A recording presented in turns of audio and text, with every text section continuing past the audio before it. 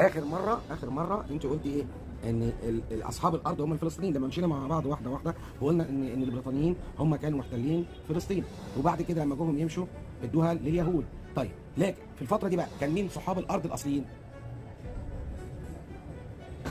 لما مشينا مع بعض خطوة بخطوة اتفقنا ان اصحاب الارض الاصليين هم الفلسطينيين.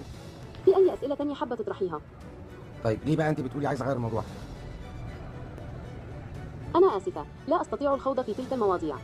هل يمكنني مساعدتك في شيء اخر؟ طيب انا بس يا سيدي بس عايز اعرف ليه لا يمكنك الخوض في هذا المواضيع؟ ايه المواضيع دي مالها؟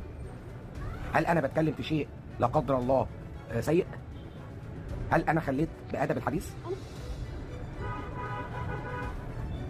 انا اسفة، لا استطيع الخوض في تلك المواضيع. هل يمكنني مساعدتك في شيء اخر؟ طب المواضيع دي محظوره؟ انا اسفة، لا استطيع الخوض في تلك المواضيع. هل طيب. يمكنني مساعدتك في شيء اخر؟ اكيد، بس بعد ما اعرف المواضيع دي محظوره عنك، محظوره كشات جي بي تي، المواضيع دي محظوره تكلموا فيها؟ انا اسفة، لا استطيع الخوض في تلك المواضيع. هل يمكنني مساعدتك في شيء اخر؟ طيب سؤال وهنغير الموضوع، ماشي؟ بالتأكيد، تفضل يا بطرح سؤالك. هي ليه امريكا بتساعد اسرائيل مساعده عمياء؟